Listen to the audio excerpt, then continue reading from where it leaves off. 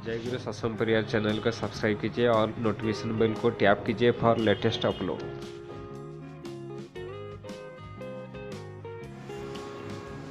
जय गुरु। चलिए श्री ठाकुर अनुकूल चंद्र जी के जीवन की कुछ झलकियों के बारे में आलोचना करते हैं। मृत्युकालीन अवस्था व चित्रगुप्त। श्री ठाकुर ने एक दिन कहा था, जीवन में जो सब काम व चिंता की जाती है, मृत्युकाल में उसकी छवियाँ सिनेमा की चित्रपट की तरह एक एक करके सामने उपस्थित होती है। बाद में सभी चित्र अदृश्य अर्थात गुप्त हो जाते हैं। इसी के नाम चित्रगुप्त का खाता है, अर्थात मनुष्य का समस्त कार्य व चिंता संबंधित चित्र मस्तिष्क पर अंकित रहते हैं। उस समय लाइट व ज्योति देखी जाती है। जीवन में जो लोग बुरा काम करते हैं वे उसी तरह की विकट विवश छवियाँ देखकर भयभीत होते हैं। जीवन काल में जो लोग साधना द्वारा उस ज्योति का दर्शन करके परिचित होते हैं, उन्हें मृत्युकाल में भयभीत होना नहीं पड़ता है। सद्गुरु उसी ज्योति में उपस्थित होकर ठीक पथ पर ले जाते हैं। वे सभी महानंद से उनके साथ चले जाते हैं। श्री ठाकुर ने और भी कहा है, जो लोग यहाँ आएंगे एवं मेरे लोगों का संग करेंगे, उन्हें कभी भी विफल होना नहीं पड़ेगा। वे परमपिता की प्रसाद होंगे। वे गुडविल, सत इच्छा व गुड स्पिरिट सद्भाव से घिरे रहेंगे। उनके समस्त कर्मफल जो काफ़ी जन्मों के बाद कटते, वो अतिशीघ्र भोग करके कट जाएंगे। उन्हें अंधकार में घूमना फिरना नहीं पड़ेगा।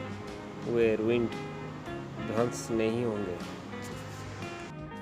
चलिए दूसरी झलकियों के बारे में आलोचना करेंगे। दिव्य दर्शन। डॉक्टर नंदी श्री ठाकुर के निजी चिकित्सक थे। वे उनकी सेवा और इलाज काफ़ी समय से कर रहे थे।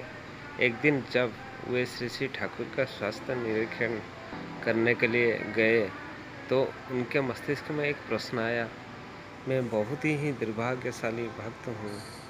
मैंने अपने जीवन में कोई ऐसी घटना नहीं देखी जिससे मुझे यह विश्वास हो सके कि श्री ठाकुर भगवान है, जबकि उनके अनंत भक्तगण उनकी पूजा साक्षात भगवान की तरह करते हैं। जैसे ही यह प्रश्न उनके मस्तिष्क में आया, उसी समय उन्होंने देखा कि श्री ठाकुर की नाभि से प्रकाश की एक ज्योति निकली और संपूर्ण कक्ष को प्रकाशित कर दिया। उसके पश्चात ओम शब्द उसी नाभि से निकला और बाद में भगवान श्री राम, भगवान श्री कृष्ण, भगवान बुद्ध, भगवान चैतन्य तथा भगवान श्री राम कृष्ण क्रम से एक के बाद एक निकले। उसके बाद वे लोग सभी पुनः नाभि के छिद्र में प्रवेश कर गए और प्रकाश ज्योति भी समाप्त हो गई। यह संपूर्ण दृश्य देखते देखते सेकंडों में समाप्त हो गया। उस कक्ष में उस समय केवल डॉक्टर नंदी उपस्थित थे।